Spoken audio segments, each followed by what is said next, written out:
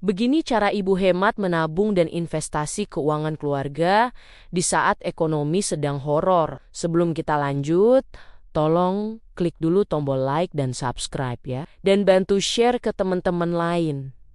Makasih. Dan yuk langsung lanjut. Apa kabar ibu-ibu semua?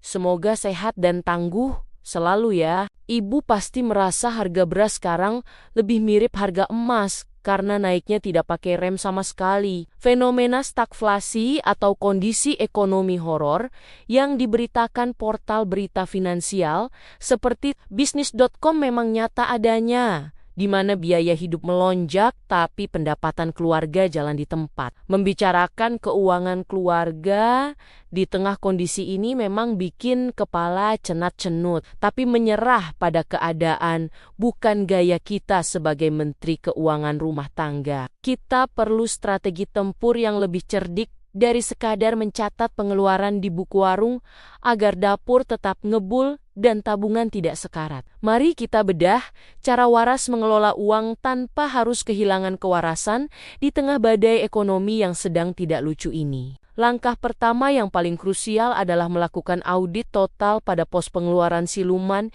yang sering tidak terlihat tapi mematikan. Ibu harus berani membedah mutasi rekening dan memisahkan mana yang benar kebutuhan pokok dan mana yang hanya keinginan sesaat akibat lapar mata di media sosial. Seringkali kita merasa uang habis untuk urusan dapur. Padahal kalau ditelaah lagi, banyak bocor halus pada jajan receh yang kalau ditotal jumlahnya bisa buat bayar listrik sebulan. Jangan sampai uang sekolah anak tertukar dengan uang belanja koleksi daster hanya karena alasan penyegaran mata. Disiplin dalam memisahkan pos anggaran adalah kunci utama agar kita tidak kaget melihat saldo ATM yang tiba-tiba nol di tengah bulan. Setelah semua pos rapi, ibu wajib menerapkan sistem dana darurat yang sifatnya harga mati dan tidak boleh diganggu-gugat. Kondisi ekonomi yang tidak menentu mengharuskan kita punya bantalan finansial minimal 3 kali lipat dari pengeluaran bulanan. Anggap saja dana darurat ini sebagai ban serep. Kita berharap tidak pernah memakainya, tapi akan sangat bersyukur memilikinya saat ban utama bocor tertusuk paku inflasi. Mulailah menyisihkan uang receh atau sisa belanja harian ke dalam satu rekening khusus yang tidak memiliki fasilitas kartu debit agar tangan tidak gatal untuk menggeseknya. Konsistensi dalam mengumpulkan recehan ini jauh lebih penting daripada menunggu punya uang besar yang entah kapan datangnya. Strategi selanjutnya adalah beralih ke metode investasi yang aman dan tahan banting terhadap guncangan ekonomi global. Untuk ibu rumah tangga, emas batangan tetap menjadi primadona karena likuiditasnya tinggi dan nilainya cenderung stabil saat mata uang sedang loyo. Ibu bisa mulai membeli emas dalam ukuran kecil secara rutin setiap kali ada sisa anggaran belanja, tanpa harus menunggu menjadi juragan tanah. Investasi ini berfungsi sebagai pelindung nilai kekayaan keluarga,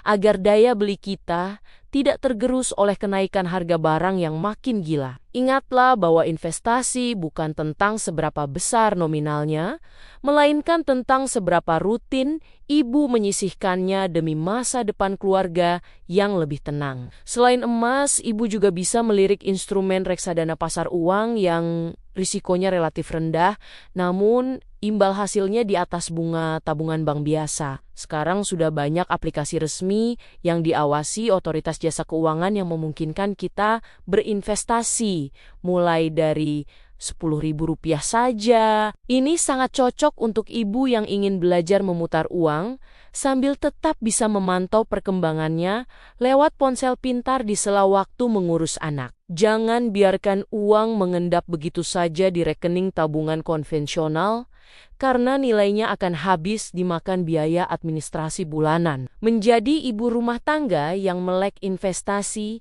akan membuat posisi tawar ibu semakin kuat dalam menjaga stabilitas ekonomi domestik. Cara berikutnya yang tidak kalah penting adalah mengatur skala prioritas dalam setiap pengambilan keputusan finansial keluarga. Ibu harus mampu berkata tidak pada ajakan arisan yang tujuannya hanya untuk pamer perhiasan atau ajang adu gengsi antar tetangga. Fokuslah pada tujuan jangka panjang seperti biaya pendidikan anak atau pelunasan cicilan rumah agar beban pikiran tidak semakin berat. Kadang kita merasa tidak enak hati menolak ajakan kumpul-kumpul, padahal dompet sedang menjerit minta tolong karena tagihan sudah menumpuk. Keberanian untuk jujur pada kondisi keuangan sendiri adalah bentuk kasih sayang tertinggi bagi diri sendiri dan juga bagi keluarga tercinta. Masalah nyata yang sering dihadapi adalah pengeluaran tak terduga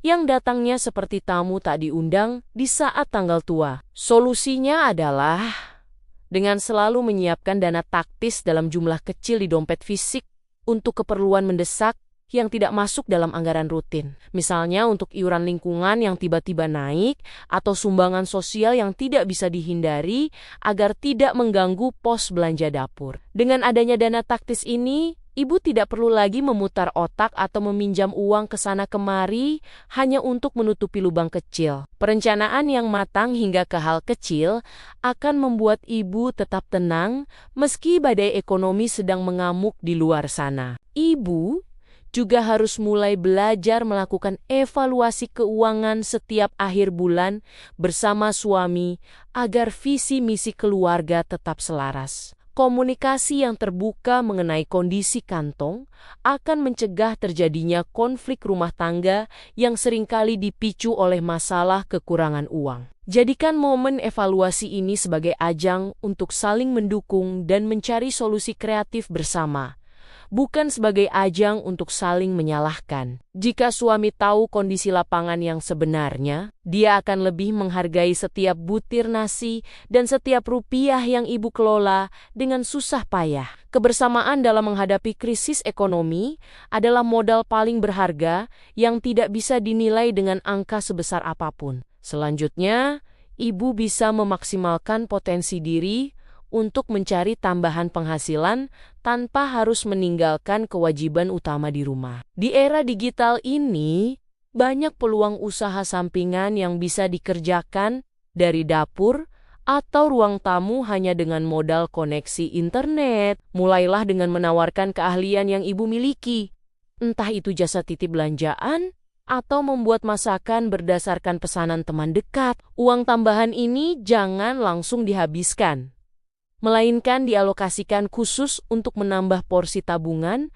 atau investasi agar target finansial cepat tercapai. Menjadi produktif di rumah akan meningkatkan kepercayaan diri ibu, sekaligus menjadi penyelamat saat keran penghasilan utama sedang tersendat. Contoh logis lainnya adalah dengan lebih bijak dalam memanfaatkan aset yang sudah ada di rumah daripada membeli barang baru yang fungsinya sama. Sebelum memutuskan untuk berbelanja, coba bongkar kembali gudang atau lemari.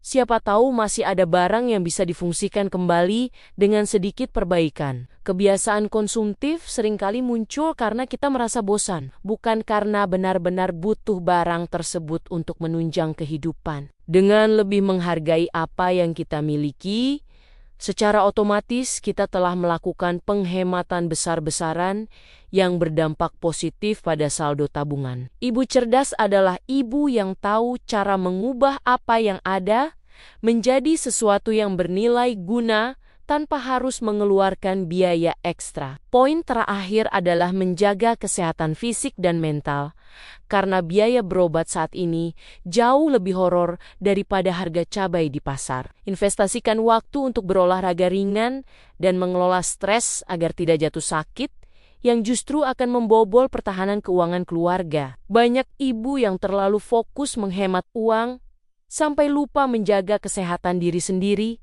Padahal jika ibu sakit, seluruh operasional rumah tangga akan lumpuh total. Makanlah makanan bergizi seimbang dan istirahat yang cukup sebagai bentuk investasi jangka panjang yang paling nyata dan murah meriah. Ibu yang sehat dan bahagia adalah aset paling berharga yang dimiliki oleh suami dan anak-anak di rumah. Mari kita hadapi tantangan ini dengan kepala tegak dan senyum manis. Meski dalam hati sedang menghitung mundur jadwal gajian yang terasa masih sangat lama, kekuatan ibu rumah tangga dalam beradaptasi sudah teruji sejak zaman dahulu.